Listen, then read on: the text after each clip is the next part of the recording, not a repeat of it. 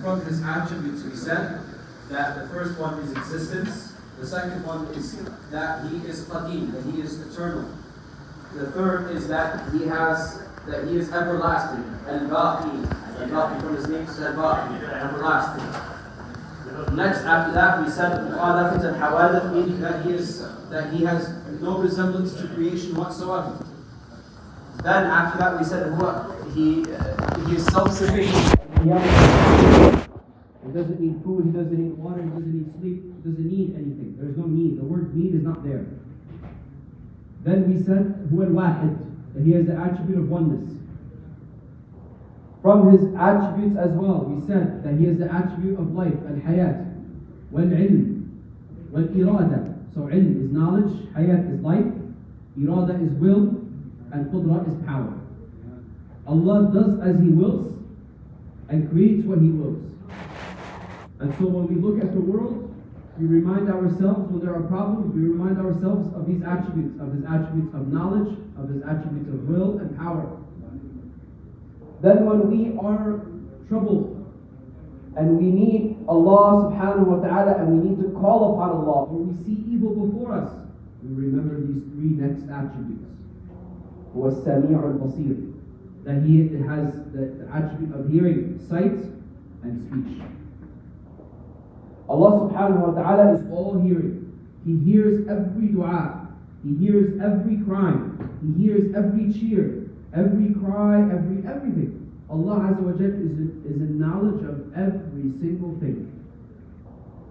He is also basir, meaning that He has the attributes of sight, meaning that He sees all of the actions that we do. You know, from the biggest signs of shirk, of the da'wah of the Christians, is that they believe that Santa Claus, he knows when you're sleeping, he knows when you're awake, he knows when you've been good or bad, so be good for goodness sake, they said. What kind of thing is this? Santa Claus? Santa Claus is God now. Hasbunallah wa ni'mal wakeel. It's from the false da'wah that they create. And this is what happens. Look, when you start to begin to say, it's just a kid cartoon. It's not just a kid cartoon. You have bad adab with Allah. And look at what your children see. They begin to see you have bad adab with Allah, so they will have even worse adab. And it's not just as simple as, it's a cartoon and it's cute. This is insulting to Allah subhanahu wa ta'ala. And it's insulting in terms of our position with Him, where we're supposed to be in need of Him. How can we laugh at somebody we're in need of? You make fun of your dad, you fear making fun of your dad. You fear it. Why would you make fun of Allah? Subhanallah. So, we believe that Allah subhanahu wa ta'ala is all hearing and all seeing, meaning His knowledge encompasses all things, everything of this dunya. So the one who knows about these attributes, they take special care in terms of what? The deeds that they do. The deeds that they do. People think you close the door, nobody sees you. Allah sees you. People think if you whisper, nobody hears you. Allah hears you. And so the most important thing in terms of the Muslim learning Aqidah is to humble themselves to Allah. Is to know that Allah is the one who's holding them accountable for everything. So now you have to hold yourself accountable to Him, subhanahu wa ta'ala. This is a very big point of Aqidah, which is that you know that you have an all-powerful Creator above you, and that He is the one who is knowledgeable of everything that you're doing. It's also possible that you're doing things that nobody sees, and you feel no recognition for it. There are people, when we leave the masjid, they come and they vacuum. Nobody ever says thank you. There are people, when you go to sleep at night, your mother, she cleans the whole house, or your father cleans the whole house. You wake up, you have clothing, you have shoes, you have food, but you never saw the effort that went into that. Nor did you thank the one who worked that hard. But Allah is knowledgeable. Allah sees all of the things that you do. Allah hears all of the complaints, the pain, the aches. He is the one who is there. So make dua to Him and know He is the one who holds your reward. You know He is the one who is going to provide for you in the akhirah. He is going to open doors for you, inshallah. He is going to give you that big Jannah that you always desire. They say about Jannah, the least of it, the lowest person. I mean the worst Muslim you could think of in terms of deeds, like the lowest one. The least Muslim, period. The size of his Jannah is as big as the earth. The size of his Jannah, it said, the size of his Jannah is as big as the earth. So what happens when you're a consistent Muslim? A consistent Muslim, and you're doing your thing every day, and you're avoiding haram, and you're working hard to avoid haram, and you slip up and you make istighfar and tawbah. Imagine how large your Jannah will be. This is why you keep working. You keep working. You'll never worry about it. You know how much is an acre now in Woodbridge or Fords? Right? It's expensive now. It's probably like 400K, 500K just for land. We haven't even talked about the house. You put a house on it, add 200K. We're talking about $1 million for 2 bedrooms. Crazy prices we're seeing in the real estate game. And Allah gives you the entire world for praying 5 times a day. Who is Kareem? Allah. Who is cheap? Humans. Look at how cheap they are fighting for land, making it expensive. For what? Why is the land expensive? I want an explanation. Why is it expensive? Oh, because there's not enough people. We have plenty of land. What's the reason for it being expensive? Greed. That's the reason. The reason is greed. May Allah Azza wa Jalla make it easy for us. The next set of attributes that Imam al-Dardir he adds here is an extension of the previous ones we just mentioned. So the previous ones are in noun form, these are in verb form, meaning that Allah subhanahu wa ta'ala, for example, Allah subhanahu wa ta'ala has the attribute of being alive. So it's not just alive, but He is being alive, meaning that the attribute itself, we see it visually, emotionally, whatever it is physically before us, and so on. So He has the attribute of being alive, being knowledgeable, being willing, being powerful, being hearing, being seeing, and being speaking. These are extensions out of the previous set. Second, other scholars, they said, you know what? These attributes are one and the same. You might as well combine them, and it's understood. So this is simply a semantical difference between scholars. Semantical difference. They're just being even more specific because they don't want to miss a single detail that Allah Azza wa Jalla revealed to us about Him. And where do we get these attributes from? We get them all from the Quran. Every verse that Allah describes to us as being, every name of Allah Azza wa Jalla that He has, we then have a daleel for all of these attributes from the Quran and Sunnah. So, this summarizes the attributes of Allah subhanahu wa ta'ala, and they are 20 in total. We then move into the attributes of the prophets. Earlier we spoke about our Nabi sallallahu alayhi wa sallam. And we said about him that his lineage is pure. We'll talk a little bit more about that. Right? But all of the prophets, their lineages are pure. So Imam al-Dardir, he says, وَيَجِبُ لِلْأَنْبِيَاءِ عَلَيْهِمُ الصَّلَاةُ وَالسَّلَامُ, meaning it's obligatory to affirm for the prophets. What are we affirming for the prophets? Specific attributes. There are 5 attributes that every prophet has. But before we get to that, there has to be a question. What constitutes a prophet? A prophet is a male. Can females be prophets? Some scholars said yes, but the majority said no. Why would they say no about this? Because Allah subhanahu wa ta'ala revealed to us only the prophets. The only prophets that we know of are all male. That's the first reason. The second reason is that the nature of a job of the prophet is unbecoming of a female. Unbecoming of a female. You want a picture of this? Think of Sayyidina Isa alayhi salam, who had to be, or Sayyidina Ibrahim, even better, Sayyidina Ibrahim, who was alone, wandering in the desert. Then he gets stopped by who? By a king who's going to take him and his wife. And he asks him, is this your wife? Because what was he going to do? He was going to deflower her. I'm speaking that you understand the term. Right? He wanted to deflower her. Why? Because in this particular land, it was around like the area of Egypt, and this particular land, the king, he would deflower every man's wife for a reason, so that he breaks his back, so that the man never objects or revolts against the king. I own you and your woman. SubhanAllah. Tyrants, they never end, these tyrants. They're from before our time, they'll continue. May Allah remove them from our company. So imagine this for a woman. Impossible. Prophets are constantly engaging in warfare and combat and traveling long distances and speaking publicly in front of men and mixed crowds. And this would be unbecoming of the same message that they say for women to cover up and be modest. It's like anti the message. It doesn't make sense. It's inconsistent. They also say that Allah subhanahu wa ta'ala, from this role, we see that people who object, they say, well, what about As-Sayyidah Maryam? That we see from As-Sayyidah Maryam that the Prophet ﷺ never referred to her as a prophet. He never distinguished her as a prophet. So Allah knows about the status of As-Sayyidah Maryam. Lakin, these are the women, As-Sayyidah Maryam, As-Sayyidah Asya, the wife of Pharaoh, Fir'aun. Right? These are the women that we respect and revere, and we use them as examples for our children. Right? And so on. But we say that the Prophet, he must be a male. The second, the Prophet must be free. He cannot be a slave.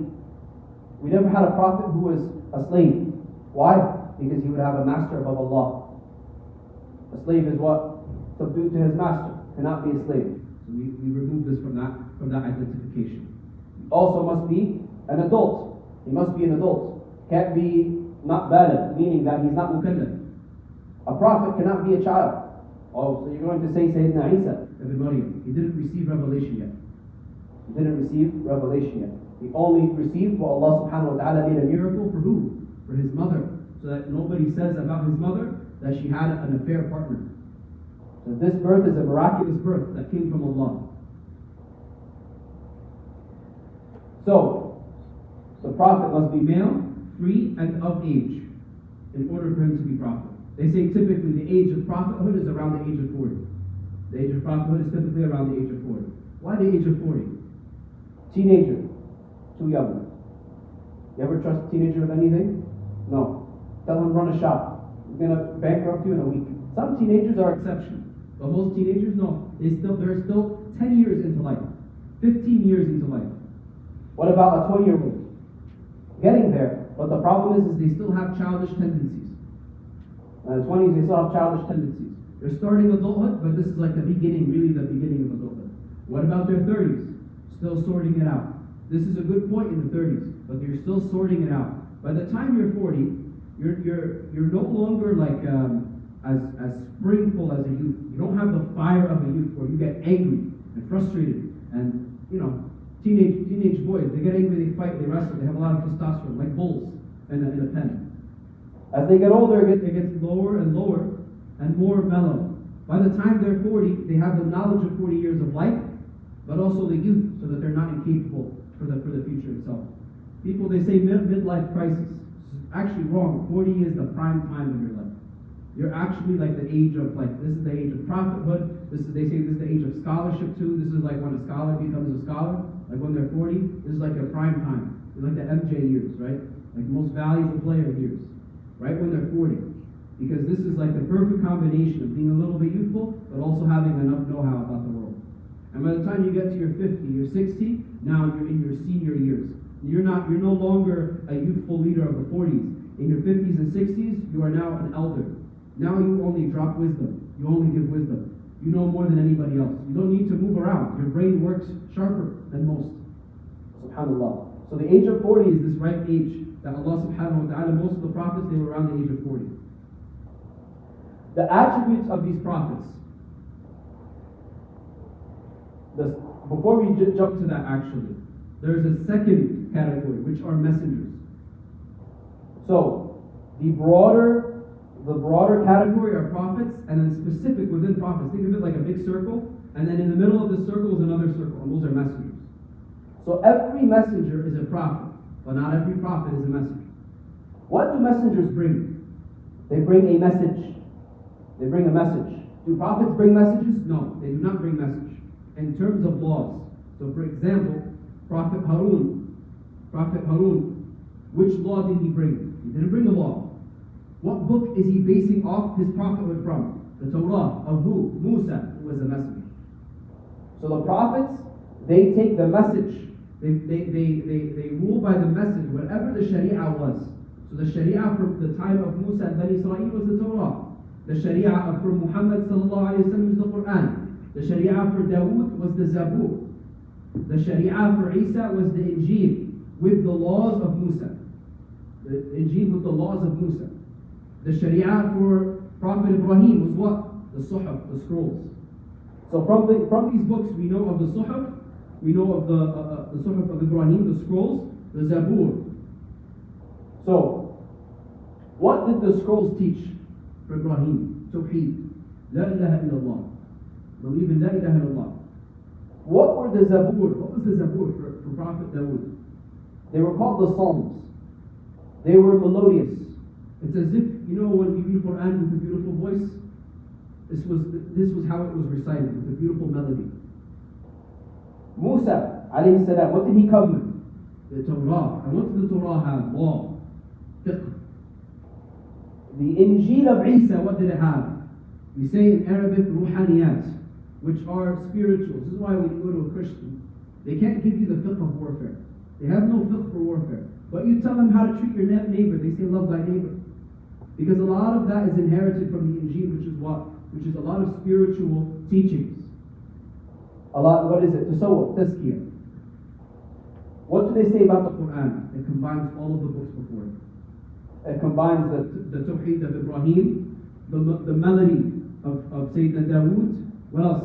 The Torah of Musa alayhi salam, which was fiqh and law, to give people rulings on how to go about life, and the spirituality and the beauty and the ruhaniyat of the Injil of Sayyidina Isa alayhi salam. This is why the Quran is the complete book and the final message from Allah. Shows us even stronger of this prophet from Allah. Muhammad sallallahu alayhi wa sallam is not just any prophet. This is the number one creation. And his book is the number one book. So, these prophets, they have 5 attributes. The first one, we say in Arabic, al-isma. Al-isma means they're infallible.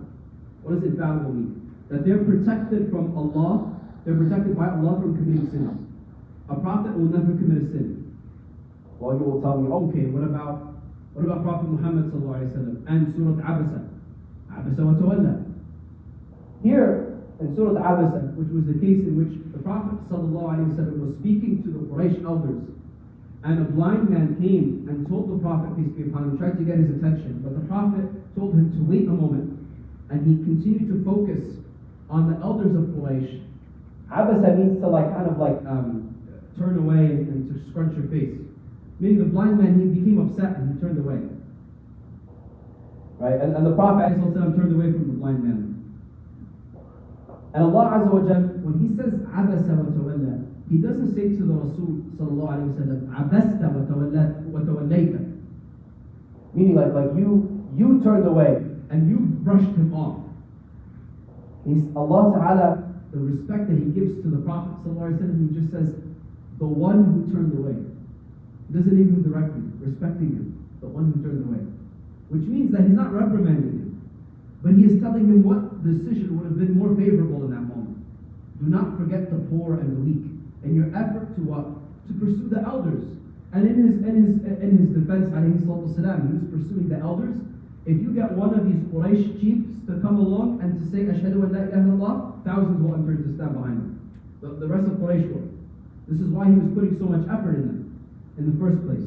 So from the wisdoms of what was the Prophet doing, it wasn't something that was wrong, it was just something that Allah subhanahu wa ta'ala wanted the Prophet to favor the poor and the weak over simply just prioritizing the rich, because the poor and the weak are often overlooked.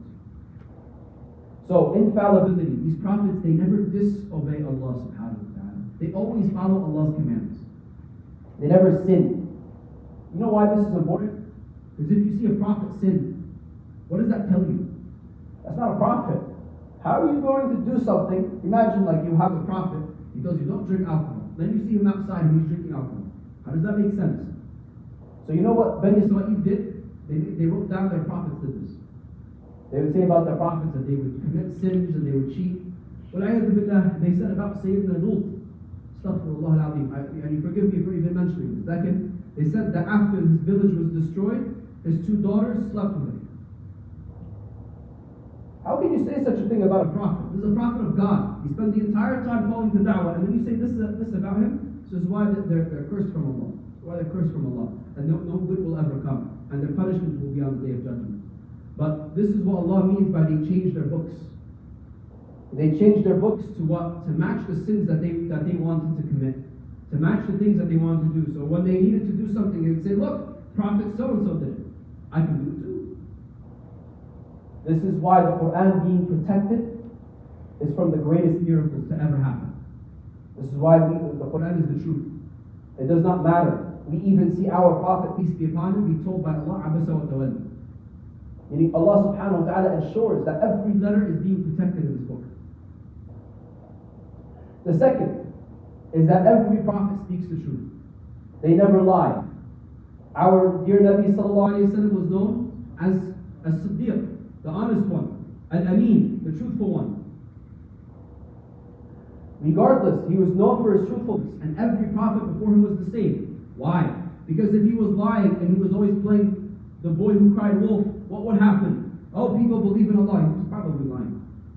This is what they would say. So every prophet needs to be a truthful person. The third is at-tabligh. Every prophet comes and says the message. Even a prophet who comes who doesn't have the Quran or a book, they have a warning that comes from Allah. A prophet will come, for example, like Prophet Nuh. Oh people, you are sinning. He doesn't have a book, he's just coming with a message from Allah. Oh people, you are sinning. It's not like a fiqh. But this is like a warning. If you do not do this, such Allah Azza wa Jal will punish all of you for it. Very funny way. And then what does Allah do? He punishes them. Okay? Or from them will be believers, and He raises their status and protects them. So every prophet delivers their message completely in every command from Allah. They do not hold back anything. They don't hide anything and say, you know what, this ayah is not favorable for me to tell people right now. I don't want to say this. They say everything that Allah tells them to. Immediate and complete compliance with Allah subhanahu wa ta'ala. Number 4 is al-fatana in Arabic, which means intelligence. That every prophet is the most intelligent of mankind. Every prophet is the most intelligent of mankind. And this is important because a leader has to be the most intelligent. But also, people will come and try to debate the prophet. They will say, well, what about this? And so the Yahud, they would come to the Prophet ﷺ and try to debate him about the books. And they say, oh, what does your prophet say about the people of the cave? Oh, what does your God say about this? And what does your God say about that? And the Prophet would respond. When he came back from Al-Isra al-Mi'raj, what did Quraysh ask him? They asked him, what did Jerusalem look like? And he answered. So every prophet is well equipped to answer every single question that people come and ask him. If a prophet comes and says, I don't know, right? This would be, and is being debated, he says, I don't know. This would not be a good thing. Unless if Allah subhanahu wa ta'ala specifically wanted to reveal an ayah. And the Prophet, peace be upon him, would do this. He would say, Inshallah, I will answer you. Allah will reveal to you. And then you answer. The final attribute is al-amana, which is trustworthiness.